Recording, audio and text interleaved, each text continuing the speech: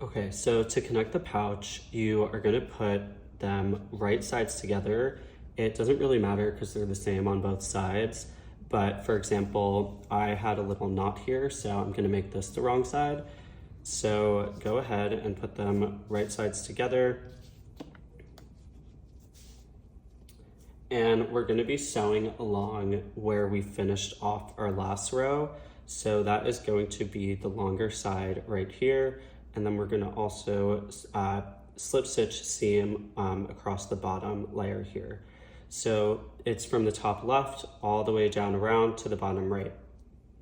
So before I start slip stitch seaming, I like to stitch mark whichever side I'm not gonna begin with. So I'm gonna go ahead and stitch mark the top left corner because that's where I'm gonna end.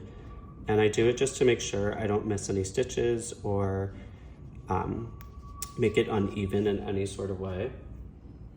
So to start, you could flip your work so that it's now on the bottom left side corner because we are working with the right sides together. So in order to start, you're gonna put your hook into the first stitch here on the first side of the pouch, and then the corresponding first stitch on the second side of the pouch. Now when you're starting here, each ridge is 2 rows, so you don't want to skip any. So you're gonna go in between the ridges here and then also in the ridge. So that's how you know you don't skip any stitches. So for the next one, I'm gonna go right here in between the 2 ridges and then do the same on the other side. So now you could go ahead and continue up until the end here before we start slip stitch seaming on the single crochet rows. Okay, so I got up to the last stitch here and I'm just gonna finish the slip stitch.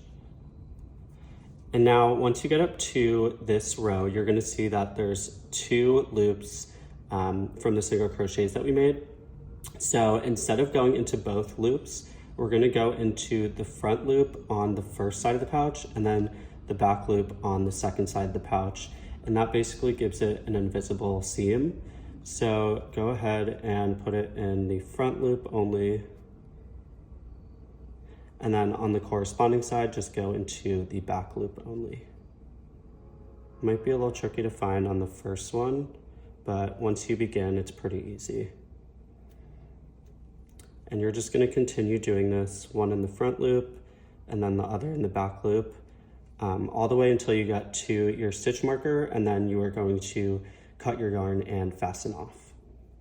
Okay, so I got up to the last 2 stitches here, and instead of going into the front loop of the first side of the pouch and then the back loop of the second side of the pouch, to finish off, we're gonna go through both of them just for some extra security when cutting our yarn and fastening off. So for the last one, make sure to go through all the loops on the hook and slip stitch, and then you could go ahead and cut your yarn and fasten off.